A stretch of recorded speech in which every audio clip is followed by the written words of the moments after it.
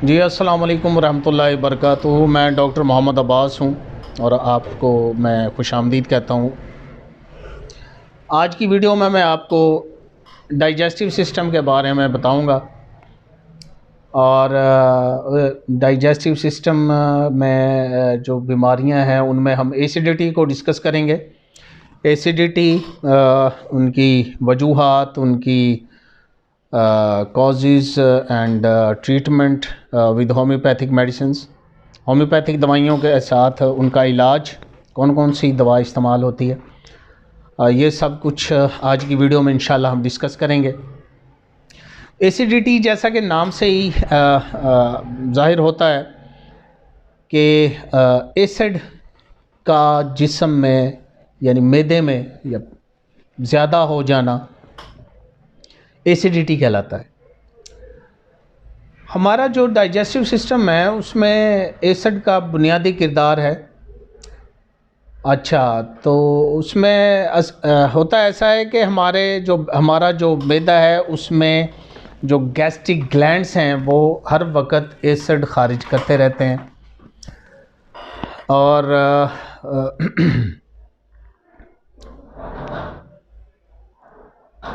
हर वक्त एसिड खारिज करते रहते हैं, जो कि हमारे डाइजेस्टिव सिस्टम के लिए बहुत ज़रूरी है। और एसिड मुसलसल खारिज होता रहता है और इसकी मिकदार का ज़्यादा और कम होना जो है वो हमारी मुख्तलिफ़ कंडीशंस में वो वेरी करता रहता है। कभी ज़्यादा हो जाता है, कभी कम हो जाता है और इसकी जो इखराज है वो भी हमारे जो है वो मामूलात के साथ साथ वो भी चेंज होता रहता है। होता क्या है असल में होता ये है, अच्छा, ये एसिड करता क्या है, हमारी जो डाइजेस्टिव सिस्टम है इसमें एसिड का रोल क्या है, पहले हम इसको डिस्कस कर लेते हैं। जब हम कोई चीज़ खाते हैं तो जब हम उसको मुंह में चबाना शुरू करते हैं तो तभी से हमारा निज़ाम शुरू हो जाता है, क्योंकि हमारा सलाइवा जो है उसमें बहुत सारे एंजाइम्स ऐसे होते हैं जो हमारे डाइजेस्टिव सिस्टम में मदद देते हैं, किसी भी खुराक को हज़म करने के लिए उसमें मददगार साबित होते हैं। अच्छा, उसके बाद वो खाना जो है वो हमारे खुराक की नाली के ज़रिए हमारे मैदे में चली जाती है और मैदा जो है उन पार्टिकल्स को, उन खुराक के उन पार्टिकल्स को मज़ीद और छोटा करने के लिए या गलाने सड़ाने के लिए यूज़ होता है। अच्छा, एसिड जो है वो जब भी हम एसिड का नाम लेते हैं तो हमारे जहन में एक कंसेप्ट आ जाता है कि जलने का कंसेप्ट आ जाता है कि एसिड जलाने का काम करता है। तो ऐसा क्या है कि हमें एसिड का जो है वो जो है हमें ज़रूरत पड़ती है अपने निज़ाम में, तो इसको भी इंशाल्लाह आज डिस्कस करेंगे इस वीडियो में।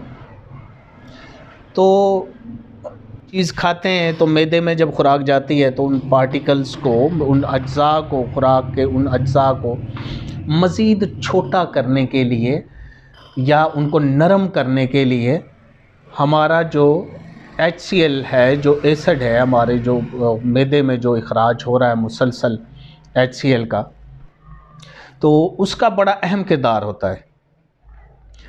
तो उसके बाद भी और भी इसके बहुत सारे वो ज़रूरतें हैं जो हमें, मतलब है इसकी ज़रूरत पड़ती है HCl की, वो भी मैं मज़ीद आपको बताता हूँ कि मुख्तलिफ़ अज्जा जो हैं हमारे डाइजेस्टिव सिस्टम में मुख्तलिफ़ कैविटीज़ में जाके वो हज़म होते हैं। मसलन कुछ चीज़ें ऐसी हैं जो हमारे ड्यूडीनियम में, कुछ चीज़ें ऐसी हैं जो ज्यूजीनियम में और कुछ एलियम में जाके हज़म होती हैं, यानी छोटी आंत, दरमियानी आंत और बड़ी आंत में जाके हज़म होती हैं। तो प्रोटीन्स को हज़म करने के लिए अलहदा एंजाइम्स जो हैं वो उनका इखराज होता है और पैंक्रियाज से जो है पैंक्रियाटिक जूस जो आता है, वो एंजाइम्स जो आते हैं, मुख्तलिफ़ एंजाइम्स हैं जो इसमें पार्टिसिपेट करते हैं। अब उन सब को अपना काम करने के लिए जो फ़िज़ा चाहिए वो एसिडिक मीडियम उन्हें चाहिए होता है। तो उनको जो वहाँ एसिडिक मीडियम प्रोवाइड करने के लिए उनकी कारकर्दगी को बेहतर बनाने के लिए और प्रॉपर उन एंजाइम्स को अपनी जो एफिकेसी उसको बरकरार रखने के लिए हमारा जो मैदा है उनको एसिडिक मीडियम फराहम करता है, प्रोवाइड करता है। तो जब ये मिकदार, अच्छा अब जब इतना ज़रूरी है तो फिर ये तेज़ाबियत होती क्यों है?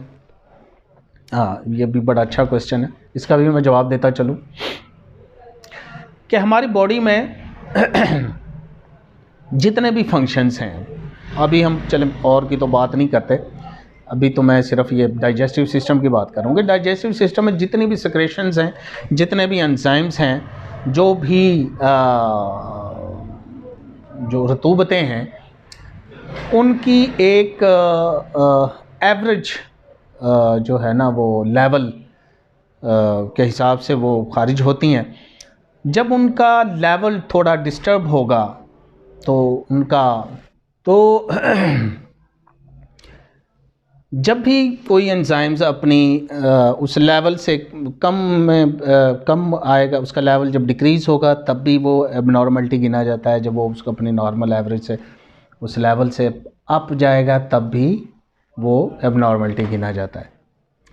तो उससे फिर मुख्तलिफ़ किस्म की पेचीदगियाँ पैदा होती हैं। इसी तरह जब एसिड अपनी नॉर्मल वैल्यू से ज़्यादा तजावुज़ कर जाएगा, उस लेवल से अबव हो जाएगा, तो फिर हमें वो उसकी जो पेचीदगियाँ हैं उनका सामना करना पड़ेगा, जिनमें हार्ट बर्न है, जलन का एहसास है, दर्द है। इसमें आम ज़ुबान में तबखीर मैदा भी कहते हैं, वो भी इसी वजह से होती है। अच्छा, तो इसमें अब मसला ये आता है कि अगर ये एसिड जो है वो नुकसानदेह है और हमें नुकसान दे सकता है, तो फिर ये मतलब हमें चाहिए क्यों? वो इसका जवाब तो मैंने पहले दे दिया, सॉरी। अब जलाने का जो फैक्टर है इसमें, उसकी तरफ मैं आता हूँ। होता है ऐसा है कि जब हम कहीं पे कुछ खा रहे होते हैं, कोई खाना, फ़र्ज़ करें मैं होटल में बैठा हूँ, खाना खा रहा हूँ, तो वहाँ पे अगर तो उस खाने पे कोई मक्खी वगैरह बैठी है या उस खाने के में कुछ जो है वो हाइजीनिक जो है वो स्टैंडर्ड्स का ख्याल नहीं रखा गया, उसको, या किचन में जो है वो सफाई का प्रॉपर इंतज़ाम नहीं है, या किसी भी तरह के कोई भी किसी भी वजह से उस खाने के ज़रिए कोई बैक्टीरिया, कोई जरासीम, कोई प्रोटोजोआ, कोई जो मतलब चीज़ मेरे अंदर मैदे में चली जाती है, तो वो इससे पहले कि मेरे सिस्टम में जाके कोई कॉम्प्लिकेशन पैदा करे, कोई पेचीदगी पैदा करे, कोई ख़राबी पैदा करे, वो एसिड जो है उसको वहीं पे ख़त्म कर देता है।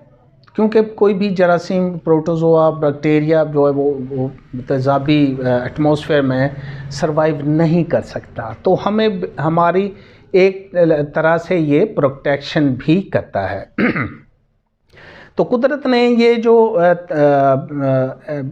तेज़ाब का फैक्टर जो हमारे मैदे में रखा, उसका एक ये भी हमें बहुत बड़ा फ़ायदा है कि कोई इस तरह का कोई इंसेक्ट या कोई इस तरह की कोई चीज़, कोई जरासीम, कोई बैक्टीरिया, कोई प्रोटोजोआ, कोई हमारे जिस्म में अगर गलती से खुदा न खास्ता खुराक के ज़रिए या किसी भी तरीके से वो हमारे मैदे में अगर जाता है, तो हमारा मैदा जो है उसको वहीं पे ख़त्म कर देता है, उससे पहले कि वो आगे जाके कोई हमें जो है वो नुकसान दे या हमें कोई बीमार कर सके। तो एक तो ये इसका बहुत बड़ा फ़ायदा है।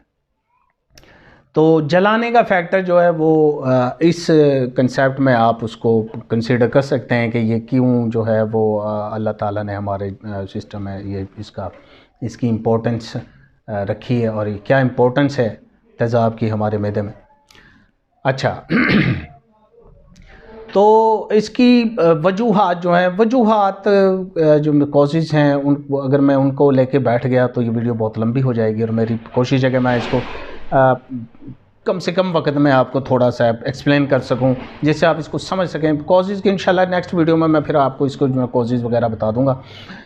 वो भी बड़ी अहम वीडियो है, मैं इसीलिए उसको यहाँ पे उसको टच नहीं दे रहा, क्योंकि उसमें मैं आपको प्रिकॉशंस बताऊंगा, उसमें परहेज़ बताऊंगा, ख़ुराक बताऊंगा, उसको मतलब आप उसको अबाइड बाई करके आप जो है मतलब इस बीमारी से निकल सकते हैं। और इस अगर आप अभी तक इस बीमारी से बचे हैं तो अल्लाह ताला आपको बचाए रखे, और आप अगर इन चीज़ों पे आप उन पे अमल करेंगे तो आप फ्यूचर में भी इंशाल्लाह उनसे बचे रहेंगे। अच्छा, मैं आता हूँ, माज़रत चाहता हूँ क्योंकि बड़ी मुश्किल से मैंने टाइम निकाला है, और ये वीडियो मैं अपने क्लिनिक पे ही बना रहा हूँ। मेरा ताल्लुक़ लाहौर से है, तो लाहौर में क्योंकि गुंजान आबाद इलाका है तो आपको पता है थोड़ा सा ये क्राउडेड सिटी है। तो क्राउडेड सिटीज़ में, बड़े शहरों में ये मसला तो होता है नॉइज़ का, कुछ जो है मतलब ट्रैफिक का। तो माज़रत अगर आपको थोड़ा सा ये शोर बैकग्राउंड में नज़र सुनाई दे रहा होगा तो। अच्छा, वापस अपने टॉपिक की तरफ आते हैं। तो कॉजेज़ की और प्रिकॉशंस की, और उसमें जो फूड्स हैं वो क्या खाना चाहिए क्या नहीं खाना चाहिए, उसके लिए हम एक अलहदा वीडियो बनाएंगे इंशाल्लाह। नेक्स्ट वीडियो में मैं कोशिश करूँगा और उसमें मैं आपको वो एक्सप्लेन कर दूँ। अच्छा, बात हो रही थी इसकी एसिडिक मीडिया की। तो पहला तो इसका ये फ़ायदा है कि जी ये हमारी जो खुराक हैं उनको पार्टिकल्स को गलाने सड़ाने में मदद देता है, उनको नरम करने में मदद देता है, उन पार्टिकल्स को छोटे हिस्सों में तकसीम करने में मदद देता है। जो पार्टिकल्स जो हार्ड होते हैं डाइजेस्ट होने के लिए उनको थोड़ा सा हमारे जो है वो हेल्पफुल होता है उनको उनको हज़म करने के लिए। अच्छा, और दूसरा जो है वो इनका ये जो जरासीम वगैरह है इसके लिए इसका मतलब बहुत इम्पोर्टेंट रोल है कि ये कोई बैक्टीरिया, कोई प्रोटोजोआ, कोई जरासीम, कोई भी चीज़ जब हमारे जिस्म में इस तरह की जाती है मैदे में जो हमें नुकसान पहुंचा सके तो ये वहीं पे उसको जला के मार देता है। अच्छा, उसके बाद जो है वो इसको जो पैंक्रियाटिक जूसेस हैं या दूसरे एंजाइम्स हैं, जो गैस्ट्रिक एंजाइम्स हैं जो मतलब हमारे निज़ाम में मदद देते हैं प्रोटीन्स वगैरह को हज़म करने के लिए या कार्बोहाइड्रेट्स को हज़म करने के लिए, या और जो हमारे अज्जा के जो खुराक के अज्जा हैं उनको हज़म करने के लिए जो ज़रूरी एंजाइम्स हैं उनको एसिडिक मीडिया फराहम करने के लिए जो है मतलब इसका होना बहुत ज़रूरी है। और एसिडिक मीडिया अगर उनको नहीं मिलता है तो वो अपने जो उनकी कारकर्दगी है वो मतलब परफॉर्म नहीं कर सकेंगे बगैर इसके। तो अल्लाह ताला ने उनको निज़ाम ऐसा बनाया है कि उनको एसिडिक मीडिया चाहिए, उनको माहौल जो है वो इस तरह का चाहिए। अच्छा, अब हम आते हैं कि इसकी अलामात क्या है जी, most important part of the video. So पहले तो ये कि जैसे उसको नाम से ही पता है कि वो एसिड में क्या होता है, जलने का एहसास होता है। तो पहली जो अलामत है वो क्या है कि जलने का एहसास, हमारे पेट में हमें हर वक्त जो है वो हीट महसूस होगी, गर्मी महसूस होगी, जलन महसूस होगी। अच्छा, उसके बाद ये कि ये हमारी जो कैविटी है स्टमक की, यहाँ पे अपर साइड पे जो है वो हमें ज़्यादा महसूस होगी। फिर हमारा जो चेस्ट एरिया है यहाँ पे, जिसको हम हार्ट बर्न भी कहते हैं, यहाँ पर भी जो है तकलीफ़ होगी। अच्छा, इसको हम GERD भी कहते हैं। GERD में क्या होता है, रिफ्लेक्स एसिडिटी। GERD में ये होता है कि जब आप सो रहे होते हैं तो आपको अचानक जो है वो मतलब है वो कह लें कि सादा लफ्ज़ों में कि तबखीर मैदा हो जाता है। वो जो है वो जो हमने खाया होता है वो पार्टिकल्स जो है वो उबल के जो है वो एसिड की वजह से हमारे गले में आ जाते हैं, नाक में आ जाते हैं, मुंह में आ जाते हैं। गला जो है उसका टेस्ट जो है वो गला हमारा छिल जाता है। खैर ये तो बड़ी वो इंटेंस जो कंडीशन है उसमें होता है इस तरह। तो शुरू में आपको जो है वो जलन हो सकती है, आपको फ्लक्चुएशन भी हो सकती है, आपको जो है वो हार्ट बर्न फील हो सकता है, या खुराक की नाली में जलन महसूस हो, तकलीफ़, दर्द वगैरह महसूस हो सकता है। ये अलामात जो हैं वो एसिडिटी की हैं। तो अब हम डिस्कस करते हैं कि इसमें मेडिसिन्स कौन सी यूज़ होती हैं। अच्छा, मेडिसिन्स बताने से पहले मैं आपको एक बात बताता चलूँ कि आपने कभी भी ठीक है खुद से कोई भी मेडिसिन यूज़ नहीं करनी। ये मैं बड़ी जो है वो ज़ोर दे के बात ये कह रहा हूँ, और आप लोगों ने ये बात अपने पल्ले बांध लेनी है। किसी भी मुआलिज के मशवरे के बग़ैर आपने कोई मेडिसिन यूज़ नहीं करनी। ये सिर्फ मैं आपको एक एक्नॉलेजमेंट के लिए बता रहा हूँ, जो मेरा तजर्बा है, या कोई मेरा कोई दोस्त कोई होम्योपैथिक डॉक्टर जो है वो इस वीडियो को देख रहा है, तो उसको जो है वो थोड़ी सी हेल्प मिल जाए। और आम जो लोग हैं वो जो है मतलब इसमें मेडिसिन सबसे ज़्यादा इस्तेमाल होने वाली मेडिसिन नक्सवामिका है। बहुत ही मुजर्रब मेडिसिन है, पूरी दुनिया में सबसे ज़्यादा इस्तेमाल होने वाली मेडिसिन है, और होम्योपैथिक अद्वियात में इसका नाम जो है वो सर फहरिस्त आता है। मैदे और पेट के अमराज के मुतालिक जितने भी अमराज है उसमें नक्सवामिका का नाम जो है वो टॉप पे आता है। उसके बाद अगर बात करें तो कार्बोवेज का नाम आता है। कार्बोवेज 30 यूज़ होती है, और ये भी बहुत ज़्यादा इस्तेमाल होने वाली मेडिसिन है, बहुत ही इफेक्टिव मेडिसिन है, बड़ा नाम है इसका, पूरी दुनिया में ये सबसे ज़्यादा इस्तेमाल होती है। अच्छा, उसके बाद आयरसवेयर है, और फिर देखें तो रूबीनिया 30 मेडिसिन है। अच्छा, तो ये 4 मेडिसिन मैंने अपनी प्रैक्टिस में देखी हैं, तो इनका जो है बड़ा अच्छा रिज़ल्ट है इसमें। तो अगर आपको वीडियो पसंद आए तो शेयर कीजिए, लाइक कीजिए, चैनल को सब्सक्राइब ज़रूर कीजिएगा, और बेल आइकॉन को ज़रूर दबाइएगा ताकि आने वाली वीडियोज़ जो हैं वो आप तक पहुंच सकें। तो इंशाल्लाह मैं आइंदा जो है वो कोशिश करूँगा कि इसमें मैं लाइव आके आपके सवालों के जवाब दूँ। आपकी जो है वो लाइव सेशन में इंशाल्लाह फ्यूचर में हम करेंगे इस चैनल पे, और बहुत सारी इंफॉर्मेटिव वीडियोस इंशाल्लाह मैं अपलोड करूँगा। मेरा फेसबुक पेज लाइक करें, और अगर आप मुझे यूट्यूब पे देख रहे हैं तो यूट्यूब चैनल सब्सक्राइब करें, और बेल आइकन ज़रूर दबाइएगा। इंशाल्लाह आपको बहुत फ़ायदा होगा। मिलते हैं इंशाल्लाह नेक्स्ट वीडियो में, तब तक के लिए।